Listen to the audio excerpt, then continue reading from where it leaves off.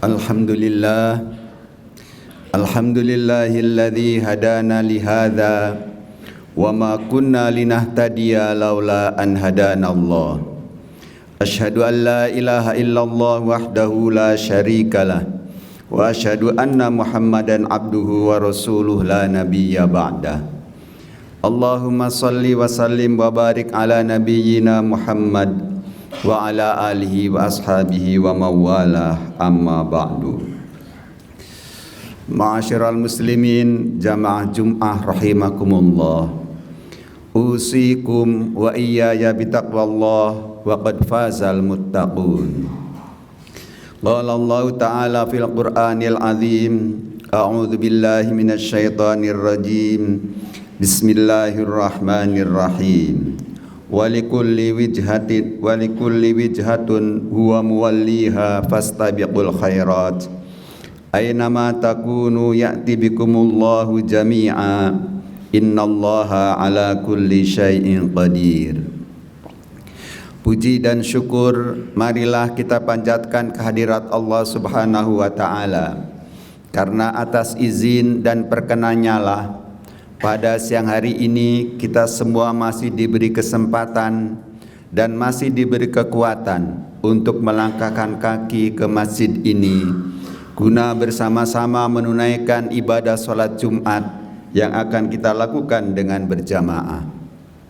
Salawat serta salam semoga tetap tercurah kepada baginda Rasulullah sallallahu alaihi wasallam, keluarganya dan para sahabatnya yang telah berjuang dalam mendakwahkan agama Islam sehingga agama Islam yang merupakan nikmat paling besar sampai kepada kita sekalian. Hadirin jamaah Jum'ah rahimakumullah, pada ayat yang tadi khatib kutip di dalam muqaddimah, yaitu dari surat Al-Baqarah ayat 148, yang dikenal terutama di kalangan warga Muhammadiyah adalah penggalan ayatnya fastabiqul khairat, sehingga di dalam pembicaraan mengakhiri sambutan, mengakhiri pidato biasanya wabillahi taufik wal hidayah, terus ada fastabiqul khairat. Sementara kalau kita perhatikan ormas lain beda lagi cirinya, wallahul muwafiq ila aqwamit thoriq. Itu kalau disampaikannya wallahu muwafiq ila aqwamit thoriq, pasti itu bukan orang Muhammadiyah. Tadi malam saya mengikuti temu pakar hisab dan ru'yat di Kementerian Agama. Kita tahu banyak didominasi oleh ormas tertentu, tapi saya mewakili dari kampus Universitas Muhammadiyah Jakarta. Nah, ketika sambutan kelihatan betul tuh, wallahul muwafiq ila aqwamit thoriq. Nah, pada kesempatan ini khatib ingin menjelaskan kenapa kita di Muhammadiyah memilihnya itu fastabiqul khairat.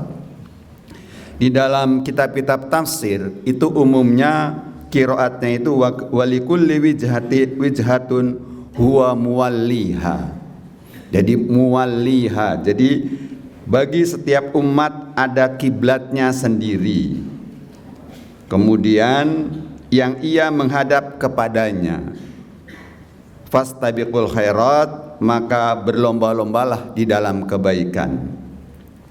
Tetapi ada tafsir yang sangat menarik, walaupun tafsirnya sangat pendek, yaitu tafsir Jalalain yang ditulis oleh Imam Jalaluddin As-Suyuti dan Jalaluddin Al-Mahalli. Karena dua orang jalal maka disingkat Jalalain, jadi dua orang jalal. Tafsir ini itu menjadi kitab tafsir yang elementer yang diajarkan di pondok-pondok pesantren, terutama di Pulau Jawa, kemudian Lombok dan seterusnya. Sedangkan kalau di Sumatera, kemudian di Filipina, kemudian di Patani di Thailand, kemudian di Malaysia, itu kitab tafsirnya di sana bukan tafsir Jalalain, tetapi yang diajarkan adalah tafsir Tarjuman Al-Mustafad yang ditulis oleh ulama dari Aceh, Abdul Rauf Singkel. Itulah kitab tafsir pertama kali yang ditulis oleh ulama Indonesia, lengkap 30 juz dalam bahasa Melayu. Ditulisnya dengan tulisan Arab Melayu. Mungkin anak-anak kita banyak yang tidak kenal Arab Melayu. Saya dulu pernah belajar ketika di tingkat SMP. Itu ada tata bahasa, ada kesusastraan. Nah, di dalam tata bahasa itu diajarkan mengenai Arab Melayu. Itu ada kaidahnya. Dan banyak ulama-ulama kita itu meninggalkan karangannya, meninggalkan buah pikirannya ditulis dalam bahasa Melayu. Jadi ditulis dalam Arab Melayu. Maka nanti ada baiknya kita juga mempelajari itu supaya kita nanti bisa menikmati turath, warisan daripada ulama terdahulu. Nah, di dalam tafsir Al-Jalalain itu mengutip satu qiraat. Memang qiraatnya itu tidak masyhur. Jadi bukan huwa muwalliha, tetapi huwa muwallaha. Kalau muwalli itu kira-kira apa namanya isim fa'il, tapi muwalla itu adalah isim maf'ul. Jadi artinya bukan tempat menghadap, tetapi muwallaha itu adalah berarti majikan atau yang menguasainya. Maka maksud daripada ayat itu walikulli ummatin walikulli wijhatun. Jadi bagi tiap-tiap umat itu ada kiblat, huwa muwallaha. Kiblat tempat untuk mengabdikan. Jadi mentaati dari penguasanya. Dalam hal ini adalah Allah Subhanahu wa ta'ala. Maka fastabiqul khairat, berlomba-lomba dalam kebaikan, itu ada hubungannya. Karena di dalam bahasa Arab itu fa itu termasuk jawab. Jadi ada kaitannya dengan kalimat atau kata-kata sebelumnya. Jadi fastabiqul khairat itu dalam rangka mengikuti, mentaati apa yang diperintahkan oleh Allah Subhanahu wa ta'ala. Ma'asyiral muslimin jamaah Jum'ah rahimakumullah. Lalu bagaimana implementasinya? Kita lihat bagaimana hasil pengkaderan baginda Rasulullah sallallahu alaihi wasallam 13 tahun di Mekah, 10 tahun di Madinah. Ada dua figur sahabat yang terkemuka, yaitu Abu Bakar dan Umar bin Khattab.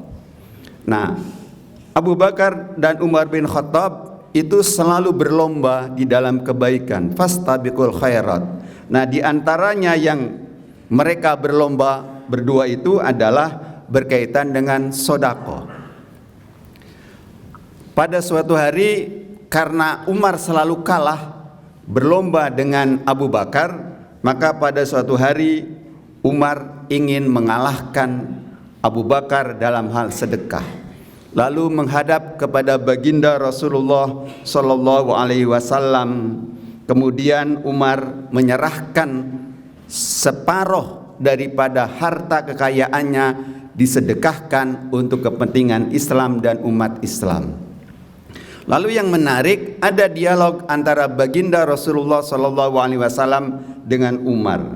Ma abqaita li ahlika. Lalu apa yang kamu sisakan untuk keluargamu, istri dan anak-anakmu? Qultu mithlahu. Umar menjawab, separuhnya saya sedekahkan dan separuhnya untuk bekal keluarga, istri dan anak-anak saya.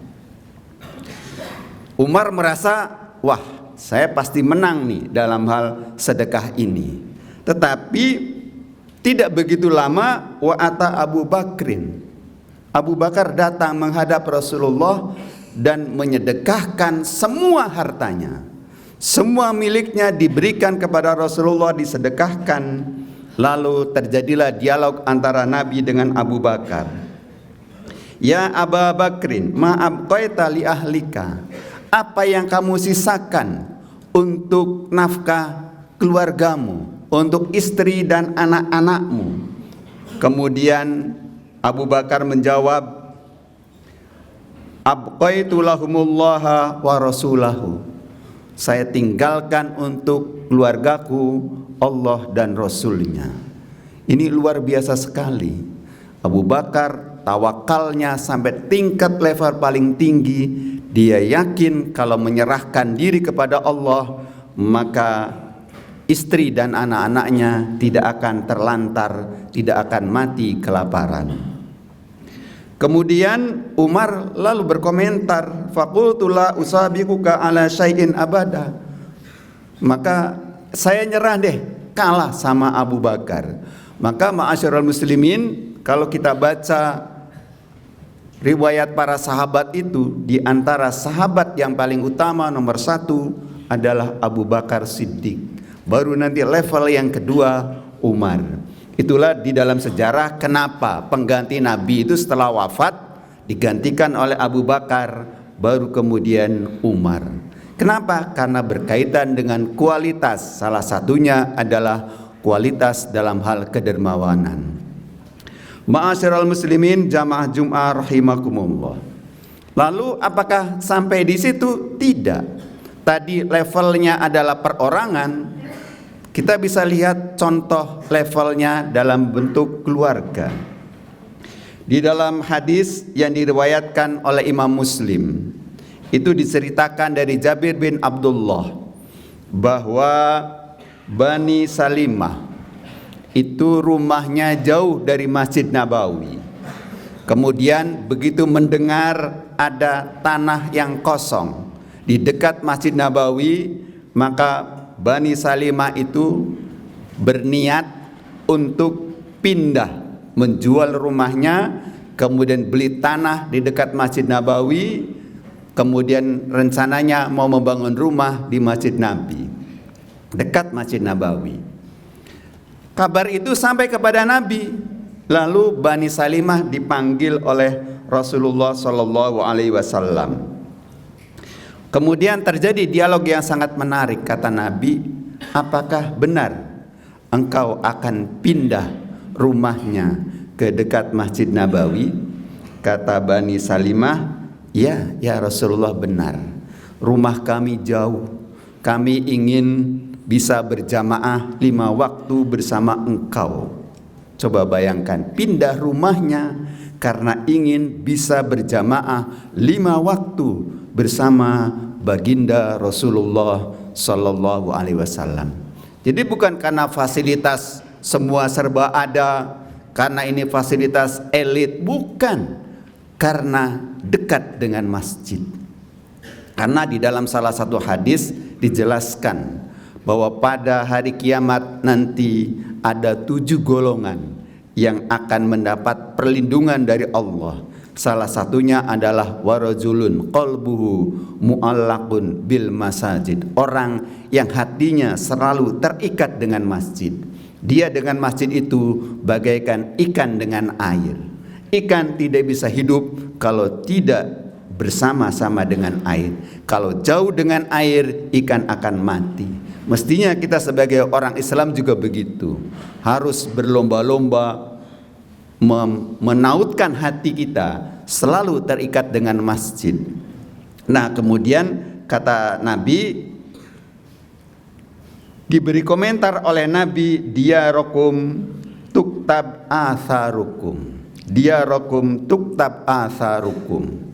Jadi kata Nabi, tetaplah rumahmu, jangan pindah, karena keutamaan kamu, kelebihan kamu justru karena rumah kamu jauh, sehingga pahala kamu berjamaah tentu akan lebih besar dibandingkan dengan sahabat-sahabatmu yang rumahnya dekat dengan masjid. Jadi semakin jauh, semakin banyak langkahnya, semakin banyak energinya, semakin banyak pengorbanannya, bisa berjamaah di masjid, itu luar biasa pahalanya. Di dalam salah satu hadis diceritakan, kata Nabi, pahala sholat berjamaah itu 27 derajat. Jadi kalau kita sholat sendirian hanya 1, tapi kalau berjamaah dapatnya 27. Nah, kalau berjamaahnya sholat isya, kata Nabi, di samping dapat 27 derajat, juga pahalanya ditambah pahalanya ditambah. Jadi dapat bonus. Apa bonusnya? Sama seperti orang yang sholat malam. Kalau bisa berjamaah di waktu subuh, ditambah lagi bonusnya. Di samping 27 derajat, sama seperti orang tahajud sepanjang malam. Coba bapak-bapak bayangkan. Saya yakin kita mungkin sangat jarang bisa tahajud sepanjang malam. Dari 2/3 malam, dari kira-kira jam 2 sampai menjelang subuh. Atau mulai jam 1, dari mulai lewat jam 12 sampai menjelang subuh. Saya rasa kita akan sulit sekali bisa menghidupkan dengan sholat malam. Tapi kalau kita bisa sholat subuh berjamaah, itu di samping dapat 27 derajat, kata Rasulullah, dapat bonus sama seperti sholat tahajud sepanjang malam. Kalau kita rajin lagi, sebelum sholat subuh kita qobliyah 2 rakaat. Kata Nabi, rakaatal fajri khairum minad dunya wa ma fiha. 2 rakaat fajar lebih baik daripada dunia seisinya. Jadi kalau kita bisa sholat sunnah qobliyah subuh, bisa sholat subuh berjamaah, kita termasuk orang yang paling kaya. Tidak ada apa-apanya dengan Elon Musk yang hartanya sekian triliun. Tidak apa-apanya dengan harta jutawan miliarder dari Sinarmas Group dan sebagainya. Karena kita mendapatkan kompensasi yang nilainya lebih baik daripada dunia dan seisinya. Ma'asyiral muslimin jamaah Jum'ah rahimakumullah. Apakah sampai di situ tingkat keluarga? Ternyata tidak. Keberhasilan baginda Rasulullah dalam mengkader para sahabatnya ternyata masif. Kita bisa lihat di dalam salah satu hadis yang diriwayatkan oleh Imam Bukhari dan Muslim dari Abu Hurairah. Di situ diceritakan kaum muhajirin yang ikut hijrah bersama Nabi, yang dia memenuhi panggilan Allah, meninggalkan rumahnya, meninggalkan kampung halamannya, meninggalkan keluarganya, hanya baju yang bisa dibawa seperlunya, harta yang bisa dibawa hanya sangat sedikit sekali, sehingga sampai di Madinah menjadi pendatang yang fuqara. Fuqara itu lebih rendah, lebih parah tingkat kemiskinannya daripada masakin. Kalau masakin itu di dalam Islam, orang miskin itu punya pekerjaan tapi penghasilannya tidak mencukupi, itu miskin. Tetapi kalau fuqara, pekerjaannya nggak punya, hartanya tidak punya, apalagi untuk mencukupi kebutuhan hidupnya. Nah, kaum muhajirin fuqara itu pernah datang menghadap Rasulullah mengadu. Kalau bahasa sekarang itu istilahnya apa istilahnya itu? Ya curhat kepada baginda Rasulullah. Ya Rasulullah, ini adabnya ya. Jadi kalau bertemu dengan Nabi itu bukan ya Muhammad, itu su'ul adab. Ya Rasulullah, ya Nabi Allah, ya Abul Qasim. Nah, di sini yang paling tinggi yang dirasa itu adalah ya Rasulullah, wahai Rasulullah. Kami datang ya Rasulullah. Orang kaya itu sudah meninggalkan kami jauh sekali. Karena kenapa? Kami sholat, mereka sholat. Kami puasa, mereka puasa. Tetapi mereka bersedekah, kami gak bisa sedekah. Mereka bayar zakat, kami gak bisa bayar zakat. Mereka bisa memerdekakan budak, kami tidak bisa memerdekakan budak. Jadi curhat kepada Nabi, ingin tidak kalah dengan orang-orang kaya, dengan orang-orang tajir, dengan kaum agniya. Lalu kata Nabi, maukah kamu aku ajarkan dengan satu amalan, kalau kamu kerjakan maka kamu bisa menyusul keutamaan orang-orang yang sebelum kamu dan bisa melewati keutamaan orang-orang sesudah kamu, kecuali kalau yang di belakang itu mengikuti amalan kamu. Lalu jawabnya, bala ya Rasulullah. Jadi bukan na'am, itu kalau di dalam bahasa kromo Inggil itu ada toto kromonya. Jadi bahasa yang halus itu kalau Nabi mengatakan Maukah kamu? Maka jawabnya bala. Kemudian kata Nabi, tusabbihuna wa tukabbiruna wa tahmaduna salasan wa salasina fi duburi kulli salatin. Kamu bertasbih 33 kali, takbir tahmid 33 kali, takbir 33 kali di setiap akhir salat, maka itu bisa menyalip, bisa menyamai keutamaan orang-orang kaya sebelum kamu. Kemudian setelah mereka lakukan amalan dari Nabi, ternyata bocor. Bukan bocor halus, ini membocor, ketahuan oleh orang-orang kaya. Sehingga orang kaya pun mengikuti amalan ini. Maka kaum muhajirin tadi datang lagi menghadap kepada Rasulullah, curhat lagi. Ya Rasulullah, bagaimana ini? Ternyata orang kaya juga mengikuti kita. Dia habis sholat tidak langsung barlos, tidak langsung bablas. Dia duduk sebentar, baca tasbih 33 kali, tahmid 33 kali, takbir 33 kali. Sehingga sama dong. Lalu kata Nabi, dzalika fadlullahi yu'tihi may yasha. Demikianlah Allah memberikan keutamaan kepada orang yang dikehendaki.